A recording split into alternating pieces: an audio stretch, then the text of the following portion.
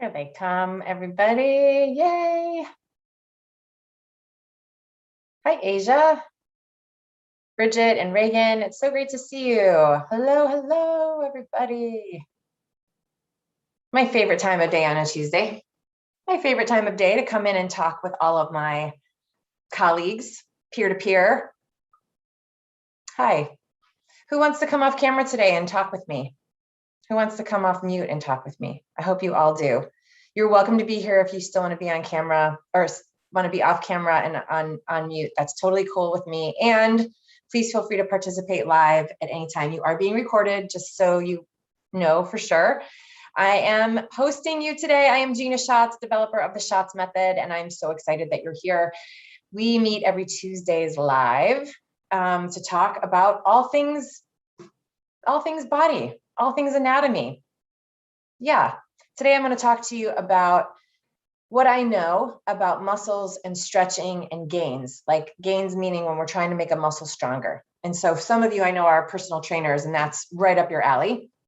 And the rest of us who do movement work also need to know how to get muscles stronger, for sure. And for those of us who do manual work, we need to know what's going on with muscles when they're moving, so that we know what people bring to the table when they're coming in for some manual work. So all manual and movement practitioners alike are welcome here. I love that you guys all come and share information with each other. That's what I'm here to do, is to share information with you for the next hour. And for those of you who I have not yet met personally, welcome. I'm so glad that you're here. Each Tuesday, I pour into you for about 20 or 30 minutes on a particular aspect of a topic about body work, movement, anatomy, whatever's on our agenda for today. And then the next 30 minutes after that, we do hot seats. So you guys can come and ask all of your questions live and get questions answered about what's going on for you in your work setting, what's going on for you in your extracurricular training, continuing education and your other training, anything that you're coming across that you're still piecing together, or questions that you have, or if you want to know what your next steps need to be for what you're up to next in the world with your learning. So there is no question, basically what I mean to say, there is no question that is off track. So any question that I can support you with, you are more than welcome to ask. I'm here to answer them for you all day. Hey, Laura, I'm glad you made it.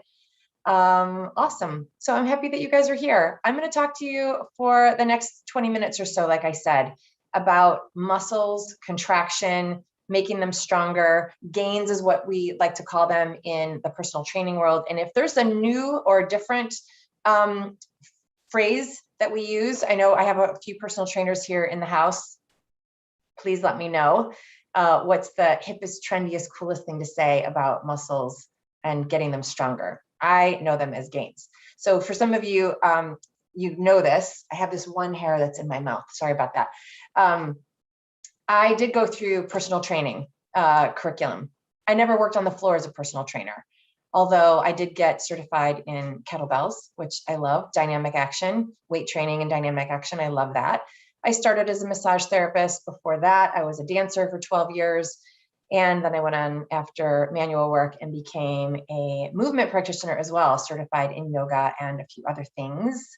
So I like to blend them together. And I also feel like I have just enough information to be able to speak from whatever side of the table we're coming from. When I talk about muscle gains, it really is on all sides of the table. So the idea here is that we all want to get stronger. And some of us want to get stronger in different ways. So for Pilates instructors, we like to get, long and strong, dynamically strong, I like to call it. For people who are really working out heavy weights, they want to get density and some bulk strength training. For our elderly population, what is important for them is intrinsic strength, which is a different type of strength than what you would necessarily be training. We talk about that in the Schatz Method, actually. The Schatz Method has 3 touchstones to it, and one of them is intrinsic strength. It's that important. Hey, William, I'm glad you're here. I don't think you can hear me yet. I'm happy that you're here, doing a both and, driving in your car. Happy to have you. And for the rest of us, some of us are looking to, look better or feel better in our clothes. So across the board, we're really looking for strength conditioning, strength training. And while that looks different specifics different person to person or even industry to industry. Here, it's one conversation. And what I mean by that is, in order for us to strengthen whatever it is that we're trying to strengthen, whether it's a phasic muscle or an intrinsic muscle, whether we're in the gym or we're in a Pilates studio or we're in a demographic of people who don't even move as much as they used to, whatever we're working with, any muscle that we are trying to strengthen for whatever purposes we are aiming to strengthen them, it's the same formula. And that formula is engaging a muscle the way it's designed to engage, which takes us right back to knowing muscles and knowing how muscles move. So you've heard me say this for a few weeks now.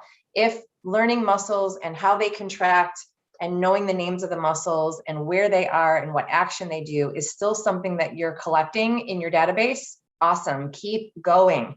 Because the more you know about muscles, the more you will be able to affect every movement, because movement happens from muscles, not from bones. We talked about that in our anatomy principles review as we were going over principle number 1 and 2.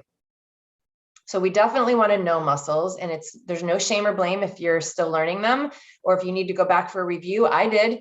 When I graduated from massage therapy school and I was working manually, I wasn't working with movement and I didn't have to name any muscles for any of my clients. And so got a little rusty. I'm not going to lie, right? Sometimes that happens. And the best way, of course, to retain information is to review it and then to share it. So you can share it with your clients and then you'll get it to stick.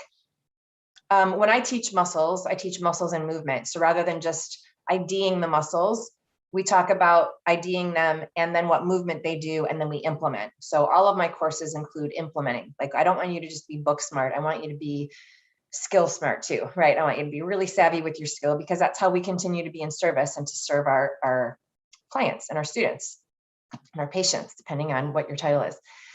So when we talk about muscles and contract or strengthening them, we're talking about contracting. And that leads us right back from anatomy principle number 3, which is that stretching doesn't exist. So if we are aiming to work with muscles in their movement, the movement is contraction. The action is contraction. The action is never stretch. So we still, again, want to know what the muscle is that's doing the contraction, and when it contracts, what action does it make? If we can pinpoint that, we can target the muscle to strengthen. Easy. Seems so easy, right? It's like all the anatomy principles. I like led you up to this place. And if you don't yet have the guide, I want to make sure I remember this first. For all of you who are here, and for any of your colleagues or friends, anybody that you know who's in our industry, I made this beautiful guide for you, Anatomy Principles 1 through 4. And it's my gift to you. I know I have dropped it in the chat a few times, and I believe if you have an email, you already got it in the email. Please make sure that you digest that, absorb it and digest it. What I'm about to share with you today is not in that principles guide, but you need to know what's in that principles guide to go on with this conversation. Okay, and this conversation being strengthening muscles. Who here can tell me, you can use the chat if you want to, or if you want to come off mute, who here can tell me, how does a muscle create a contraction? Anybody have any ideas? You all have ideas. You all know this. And it's okay if it's a little bit of a review, but type for me, someone share with me in a love note, how does a muscle contract? How would you describe that? The reason why it's important to know and to be able to describe it is because I believe, and I train my mastery practitioners in this, if we can explain something about the body in words, either written words or verbal words, if we can explain it, we have a handle on it. And if we have a handle on it, we can absolutely implement it in our treatment setting. So what is it that you would use to briefly describe how a muscle contracts? Anybody? Who's typing me a love note as we speak? The muscle shortens. Hi, Anita. The muscle shortens. It does. That's right. And can you explain to me, Anita, how the muscle shortens? So we know that it does shorten when it's contracted. Awesome. Love it. Do you know how? I'm egging you on a little bit because I'm leading us into this discussion about how to get gains in a muscle. And so we want to understand fully. No, you don't have to be sorry. That's okay. I appreciate you weighing in. But we're gonna all have the answer here in a minute. But I want to make sure that I give you guys a chance to send it to me before I give it to you. Laura, hi, Laura. Within the sarcomere, myosin slides along actin that contract the muscle. You know, that gets me when you talk physiology speak. Loving it. Yes, that's amazing, Laura. Awesome. Okay, now question for you. I love how you guys are weighing in here. So we have super simple, super brief, and we have detailed and physiology. Awesome. How is it that you might put that concept into words so that your client actually has something to go by? Because we know that when we talk anatomy, we're doing it for us because we love talking anatomy. And we know that if we make it too simple and not enough context, we don't enroll them in whatever we're asking them to do, whether it's asking them to do it now while they're with us or asking them to do it for homework. So how would you describe to a client, patient, student, whatever you're calling them, how would you describe how a muscle contracts? Because what we want to do is talk to them about how to get gains. So we want them to know how it contracts so that we can talk about what's needed in the contraction phase so that they can get what they're here for, which is to get stronger. Anybody have any like client prepared pitches on muscle contraction? How does it contract? How does it contract? I love that you guys are using the chat. Thank you for doing that. So can I jump out there? This is Asia. Hey, Asia. I'm thinking, and after I say this, I want to ask a question behind it. Great. So is it the insertion going in, the insertion coming towards the origin? Like I'm asking that question because my arm is extended and then I'm bending at the elbow, the bicep muscle pops or shows, and I'm thinking that's the contraction. That's exactly right. That's exactly right. Asia, is that your question too, or is there another question? No, here's the, so as I'm thinking that, so as my arm lengthens back through the eccentric phase of the contraction, can you, or how do you, or does that same principle apply in the eccentric phase? So, and when I'm contracting, I'm taking the insertion towards the origin. So when you pull the insertion away from the origin, it lengthens.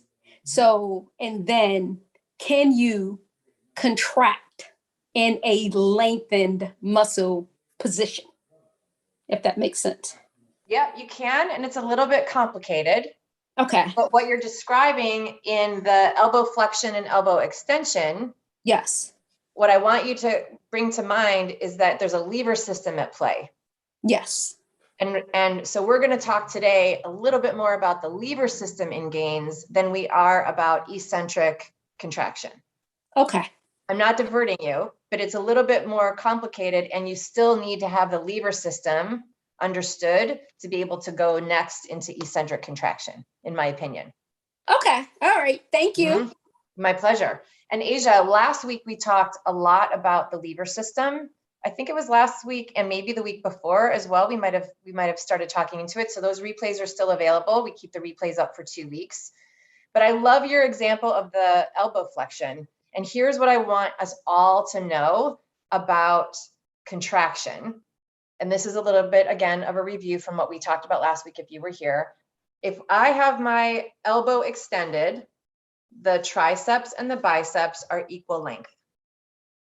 When I flex my elbow, so action happens at a joint, anatomy principle number 2.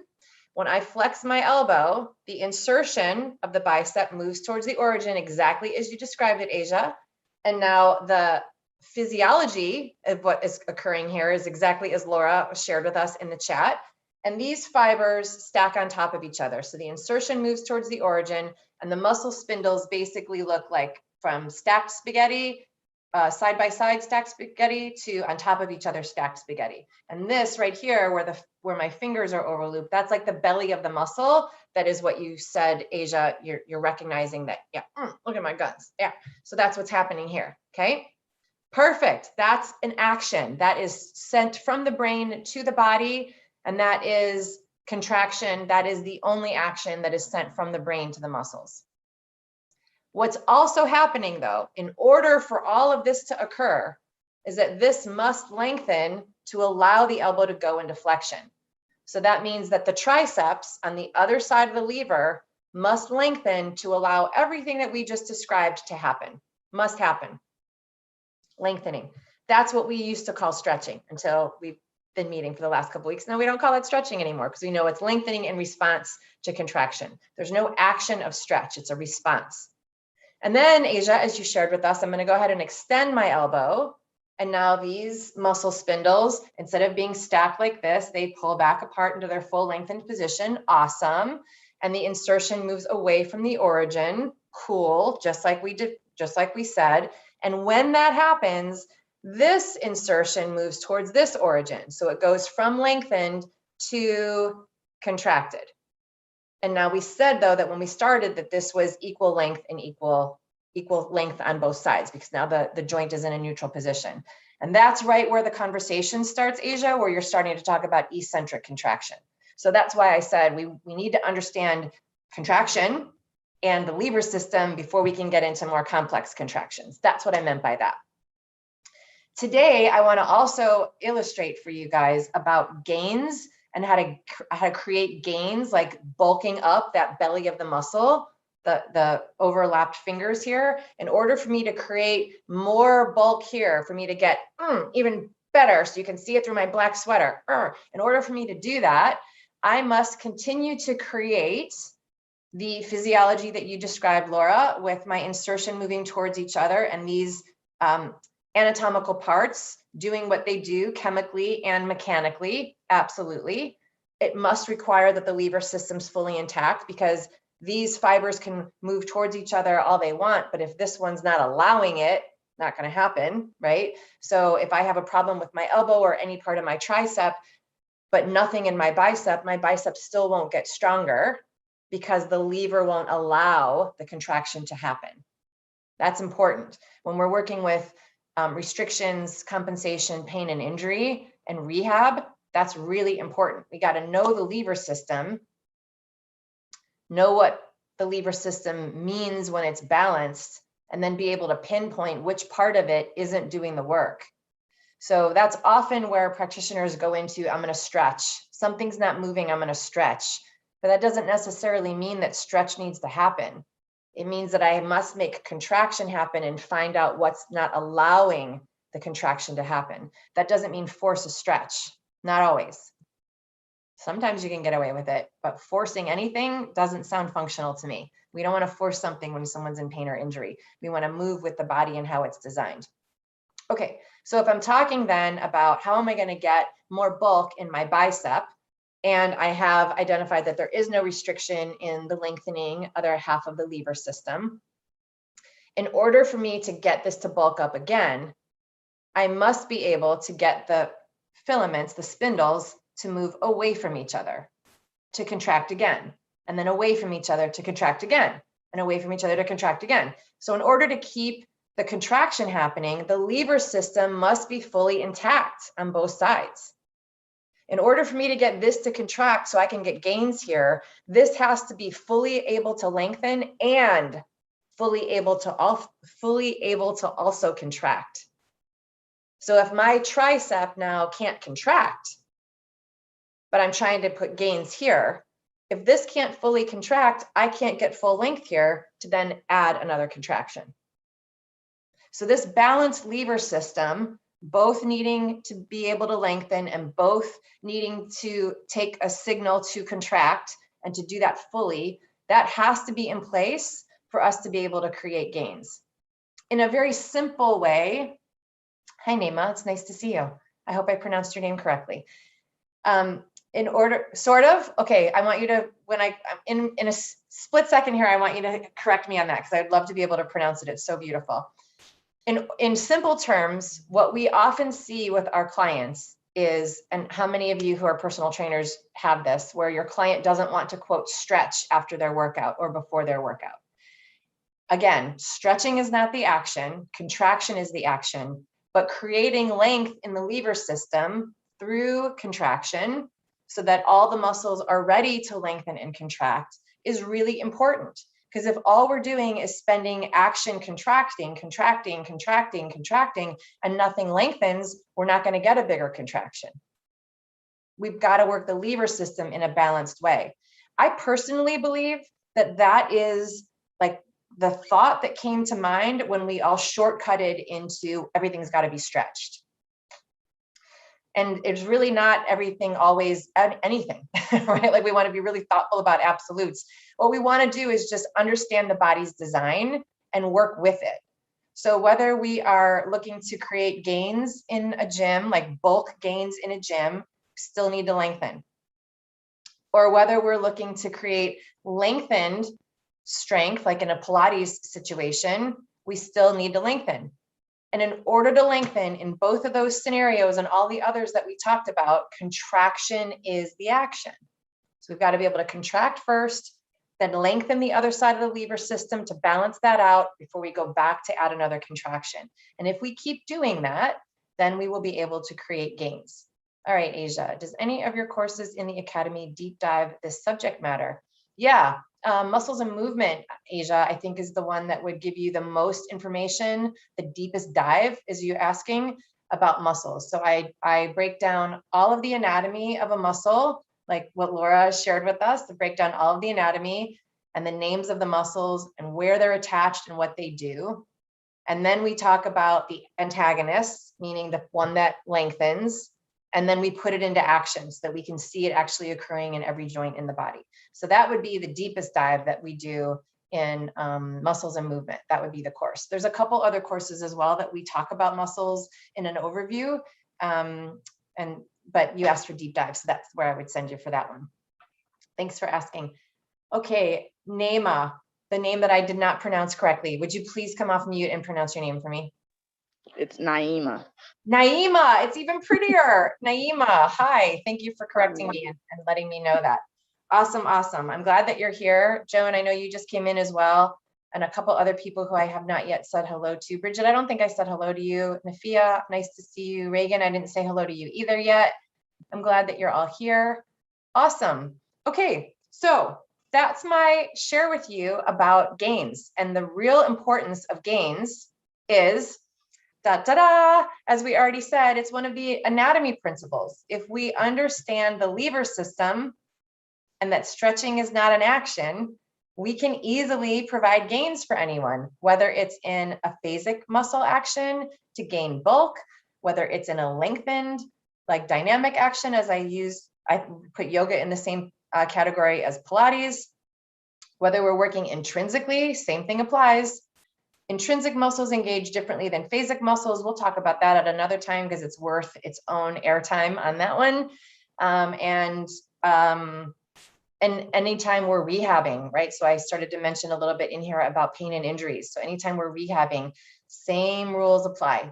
Lever system, muscle action, opposite muscle action, and then continue. So that's it. Sounds pretty simple, right? Now everybody can create gains. Perfect. Any questions? Anybody else have any questions on anything that I shared today, or any other questions that you came ready with that you would like me to support you around? Any question is available. I'm available to answer any question.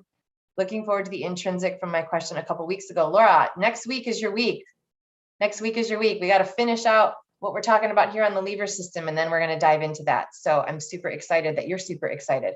And also, Laura, for those of you who were here last week, Laura brought us an amazing client question. You're going to tune in from vacation? You're so devoted and dedicated. I love it. Your clients are lucky. Woo, how lucky are they? They don't even know how lucky they are. I hope you let them know how you invest in them by investing in yourself. That's super, super inspiring.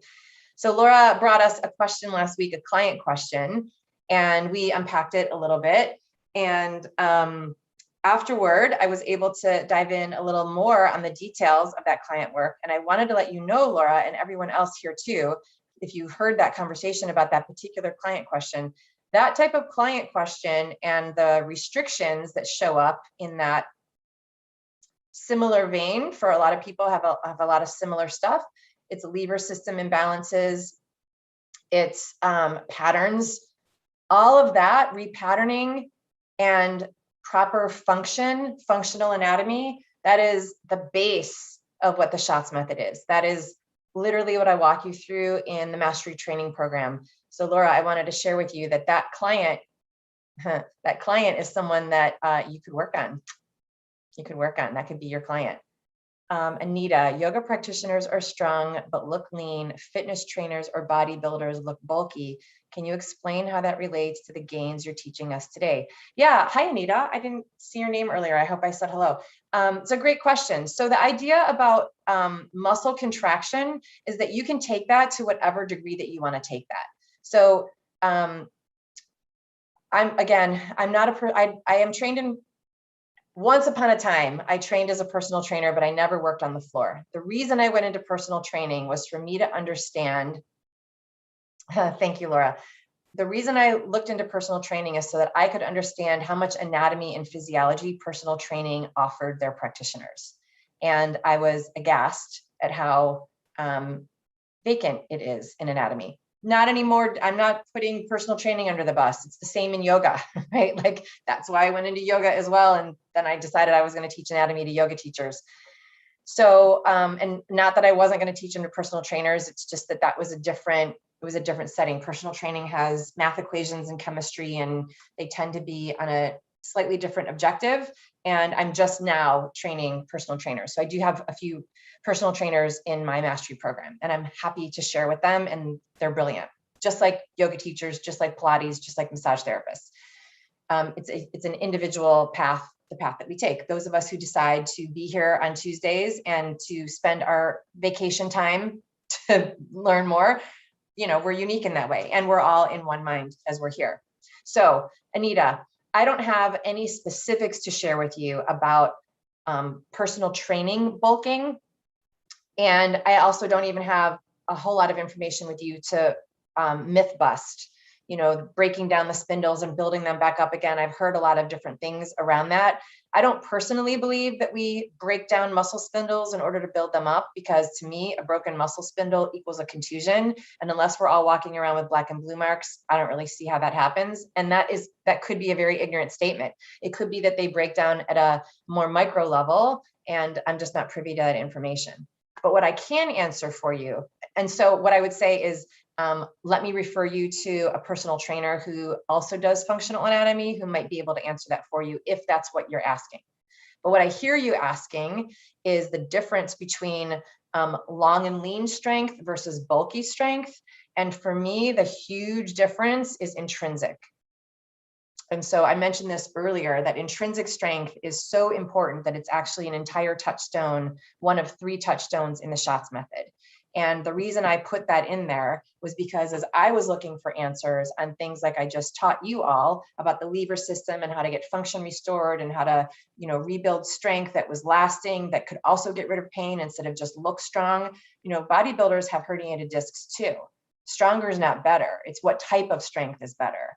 And yoga teachers or yoga practitioners are often very pliable and missing a certain type of strength, but not always. Sometimes they can be as strong as someone who looks bulky, right? So there's some deception about what it looks like and what we actually have inside. And the inside part is the part that mattered to me. When I was looking for solutions that could get people strong and out of pain, not just strong looking out of pain, but they actually weren't, or unable to get strong because they were in pain, the answer always came back to intrinsic.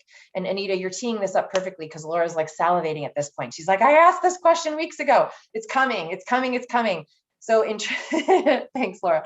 So intrinsic strength is what I believe is the difference between strong and bulky. And intrinsic is, again, a whole category, which I will dive deep into next week. I promise you that we're going to go there. And it's basically this. There's muscles in 2 different categories. Some of them we can see moving and some of them we don't see moving. And when we have a bodybuilder look, that bulky look, what we're seeing is the muscles that move and their strength, but we're not seeing the other muscles that don't move and what their strength quotient is. And so I think, Anita, hoping that answers your question, that's really the difference between strength and looking strong. Thank you. I look forward to next week's lesson on intrinsic muscles too then. Okay, perfect. So now we know what we're coming up with next week. That's great. You guys are going to love that. You're going to love that, actually. I can't wait. Thank you for your question, Anita. Are there any other questions? Laura, you popped on. Were you going to ask a question? No, just here for me to see your shiny face. I love your t-shirt. I decide. What are you deciding today? Is it a declaration? Oh, it's from a show I went to a few years ago, and it's like a feminism shirt. So it's like I decide, like, if I'm going to get married, if I'm going to do this, if I'm going to do that kind of stuff. Yeah, Also, my a choice. couple years ago. Love But yeah, it. that client to you, or that friend of mine to you, and she's really excited. So I'm excited to hear how her progress goes. She's really like, so I'm glad. I'm excited too. And I'm excited for you to be the practitioner for her and people like her in the future. Sure. Thank you. Right in your alley, right in your alley. Any other questions, loves? Practitioners, what do you got burning? What client work are you working on? What anatomy questions do you have? What curiosities brought you here today? Let me feed into you. Tell me what's going on so that I can be specific and targeted. You can chat it to me. You can unmute and talk it to me. What's going on? How can I support you? Anybody? This is Asia again. So Hey, should Asia. we use so since stretching doesn't exist, should we use the language lengthening versus stretching, or contracting and lengthening as opposed to stretching?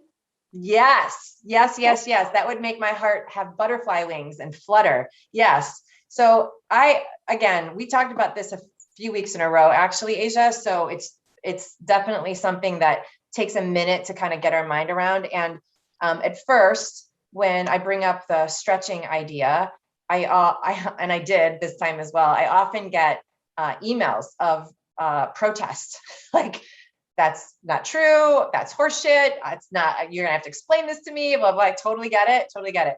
And then after we get past our resistance on like, oh my goodness, then what often comes up, and many practitioners were honest in the last few weeks, what often comes up is like some kind of remorse, like, oh shit, like I've been doing it not the way I like, now I get it, and I didn't get it before, and now all the times that I taught a stretch class, right? So not a problem if you're teaching stretch, not a problem. There's no problem, there's only solutions. The emphasis here was to know what you just brought up, Asia, to know what the mechanics are. And I don't care if you call it Swiss cheese. You could call it stretching, you could call it lengthening, you could call it whatever you want to call it, but I want you to understand the mechanics around it. Because if you can understand the mechanics around it, then you can support someone in their functional work, right? And so that's really the takeaway. And the idea that the action is contraction, if we target something to lengthen, but we get to the other side of the lever system and contract more, we will actually generate an effective length or stretch.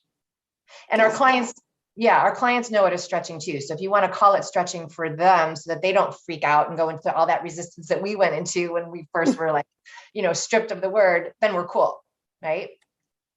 Naima, I'm going to get to your question in 1 second. I just want to finish this thread with Asia. Thank you for sharing with me. Asia, do I still have you? Are you still here? And Yes, I'm still here. okay, did that support you? Did that answer your question? Yes, it does. And I don't know, I'm a toss between the language a bit. I might move into the direction of lengthening and contracting because I like it. I do. Mm-hmm. I'd even name it I might give that a class name. I like it. Yeah, well, here's one of the guesses why I think you like it. And this is universally true. So thanks for bringing this up. We talk about messaging a lot in the mastery training program, because what we want to do is be able to accurately convey what we're meaning, what we know, what we want our client to know, and what we want their homework to be and the outcome. So being highly skilled is one thing, being able to accurately message that to someone and enroll them in the process, totally different skill set. And so one of the reasons why I think you like lengthening as a concept is because the truth always resonates. The truth always resonates. You can tell when someone's bullshitting you, even when they're giving you a thorough answer. If you're like, that's not okay, you can tell, right? And that's different than I asked a question and I didn't get my answer fully answered. It's still different than someone who's just kind of not giving, they're talking just to talk, but they're not actually, right? So exactly that. We can sense that because words have a frequency. And when we use accurate languaging, when we use concise messaging, it resonates. It resonates with us and it will resonate with your clients. So it would be it wouldn't surprise me a bit if you switched over to lengthening and it became super natural for you and your clients resonated with it because it's anatomically accurate. Yeah, I like it. Thank you. Yeah, it's my absolute pleasure. And I think that's true for all of our languaging. Another thing that I'll offer here on languaging, if some of us are in the, like, I'm getting used to switching over, one of the things that we do in yoga, because, yoga asana, yoga postures are named in Sanskrit. And so no one speaks Sanskrit. It's not a conversational language anymore. So I don't even know if it ever was. I don't know if it ever was. That's interesting. I know Latin was, but I don't know if Sanskrit was ever a conversational language. My point being, if postures are named in Sanskrit, a language that we're not currently using conversationally, how is anyone going to know what the heck we're talking about if we're speaking a language that they don't ever hear? It's just not possible. So oftentimes what yoga teachers will do is they will say the pose in Sanskrit and then immediately again in English or vice versa, meaning they piggyback on the naming of it. And so anyway, that's super effective because what happens then is that a student will start to associate a Sanskrit term for a physical posture in their body if they hear it over and over and over again, especially like at the beginning of a yoga class in a sun A salutation, for example, where it's the same poses every single time. If you're in a particular posture over and over and over again, moving from one posture to the next one, and that always comes in that sequence, you'll start knowing the Sanskrit name of it just because your teacher will say it over and over again. But the first time they say it, they will often say it with the English translation partnered up right next to it. My point in bringing all that up, I know you're not a yoga teacher, but my point in bringing all that up is that it would be perfectly acceptable for you to say, okay, let's go ahead and lengthen this muscle. We're going to give it a nice stretch and kind of like piggyback on your own terminology so that your clients can also make a smoother transition from one term to another for any of us who are interested in making that switch. That's what I would recommend. If you end up, if you just go to your client and tell them, stretching doesn't exist, don't say you're stretching because you're not. You could not make friends. I wouldn't introduce it in that way. I would give them make them right as you're changing your mind for sure. And that's part of us being like super generous and speaking to their nervous system. Okay, Naima, I got you. I'm not going to email you because I understand the concept. You can email me anytime. However, I have always taught dynamic stretching through eccentrics. More of a statement, I guess. So tell me what you mean by that, dynamic stretching through eccentrics. What do you mean by that? Okay, so I teach, I don't know if you've ever heard it, but I teach a form of exercise. It's called eccentrics. So that's why I spelled it like that, because it's spelled like that, ESSENTRICS. Yeah. And so when I'm teaching it, we call it, or describing it, it's like I'm telling them it's a dynamic stretching routine. And then as you were talking, I realized I use the words interchangeably, actually, because I do say to lengthen and strengthen the muscle. Well, we've strengthened the muscles in their lengthened position. So I'm constantly saying that, we're lengthening the muscle, we're stretching out, we're moving the arms out, we're lengthening. So I do use them both interchangeably, both stretching and lengthening, strengthening, all of those terms. So excuse me, I'm kind of moving at the same time, but yeah, so when I said that, I was just basically saying, like, yeah, I'm when I first heard you say that, I think it was 3 weeks ago, you were discussing this, and I was like, like stretching, like what do we mean? Like, I know there's a proper way to stretch, and the way that most people stretch is not correct. Oops, we just lost you, Naima. You just must have gone into a zone in your space where your internet's not picking up. Oh, that's a bummer. Gina, this is Asia again. Hey, And Asia. I would love to connect with Naima because I too am an eccentrics instructor. Oh, Eccentric. okay. Oops, Naima, you're back now.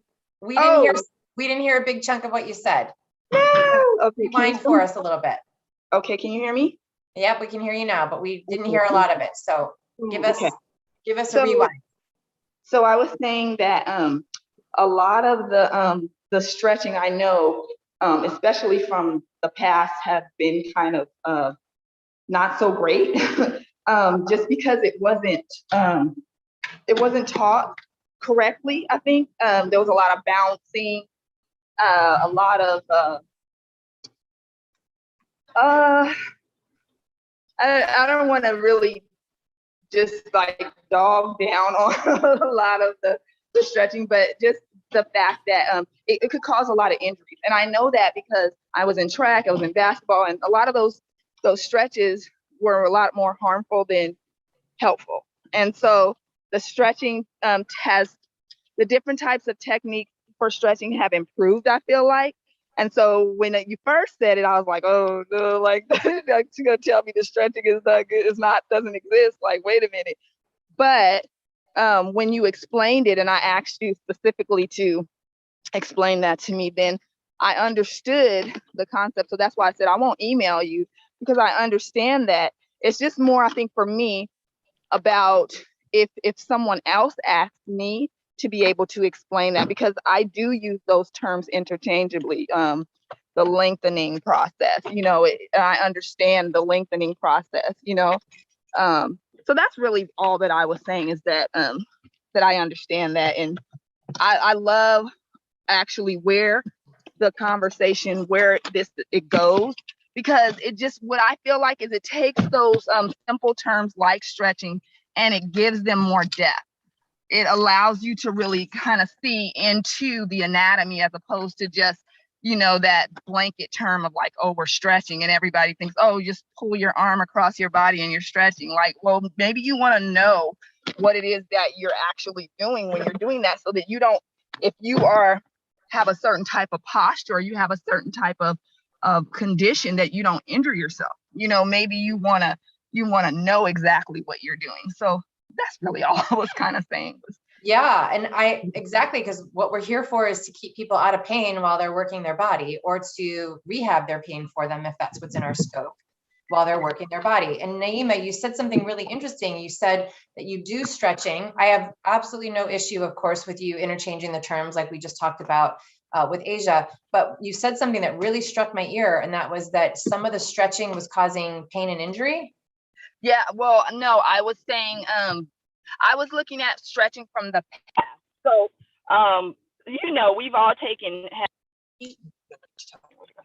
we've all taken PE. I've taken, lots of PE in the past. I've ran a lot of track, basketball, and honestly, the stretching wasn't productive. I've just learned a lot more since those times, and I realized how some of that the so-called stretching was more harmful than good, because of the way that it was maybe just taught. Yeah. Yeah. In what way? What was it taught? How was it taught that created Okay, so for example, just like an example, one that just comes right into my mind is, do you remember cherry pickers? Cherry pickers, where you bend from the waist, and then you tap forward, tap in middle, tap inward, and you're bouncing. And if you have tight hamstrings, that can be really harmful to your hamstrings, because you're bouncing. And I remember, not only doing that as young children, but doing that all through track. And you did it through when you weren't even warm, warmed up. I feel like the muscles weren't warm. In that bouncing and that type of movement could cause injury to the hamstring, and that's the type of thing that I'm concerned with these days, because I watched my daughter go through track and she didn't make it for very long because of the type of stretching that, or lack of stretching or lengthening that they did or did not do. Yeah. And that's one of the reasons why I emphasize that stretching is not an action, because if we only go towards stretching and we don't understand the function of the structural function, we don't understand our anatomy, like you said, we could create a problem because we're emphasizing the stretch instead of the movement at the joint. And it's our responsibility as practitioners to know that. It's not our student, client, patient's responsibility to know that. We get to instruct them in a way that's effective, for sure. So Naima, thank you for bringing that up. And Asia dropped a note in the chat. She's also an Eccentrics instructor and would love to connect with you. So if that's possible, go ahead and awesome, love that. Yeah, I don't know if there's a way for you guys to, I think there is, for you guys to just direct chat each other, and you can share your information that way, and then it'll be private so that we don't all grab it. How many of you here watched the Applied Functional Anatomy webinar, the 1 hour class? Did anybody here grab that and watch it? If you did, I talk about, I'm going to dovetail on what you just brought up for us, Naima. I talk about how stretching can be detrimental. Like, and yes, Anita, you did. Okay, so you might, this might ring a familiar bell, and Laura's about to get it after her trip. Okay, awesome. Yeah, I hope you guys watched that. So it was a while back already. I think it was already 2 years ago that I taught that masterclass. Almost, yeah, I think it was December 2 years ago, actually, 2019. Anyway, my point, it doesn't matter when I taught it. The point is that a very common stretch for runners and for anybody who's about to like warm up and start doing some movement, and you mentioned this, Naima, that, you know, warming up first, a very common stretch is to, from a standing position, grab hold of the front of your ankle and pull your heel to your bum to, quote, stretch the quads. And fine, except that most people that I see who've done that type of stretch over and over again without actually understanding the functional anatomy around what they're doing is that they end up creating over time knee trouble, or they don't even know that they've created knee trouble from that quote unquote stretch, but they're runners and they have knee trouble.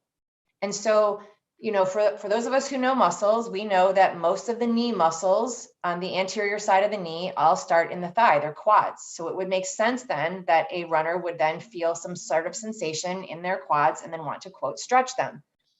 However, if we know that stretching doesn't exist and we're forcing a stretch, but we're not using the contraction, we're not using that other side of the lever system to create a proper lengthening, we will then continue to just wrench on the knee and not generate a useful lengthening. And lengthening is important. We just said that. We have to lengthen in order to contract again.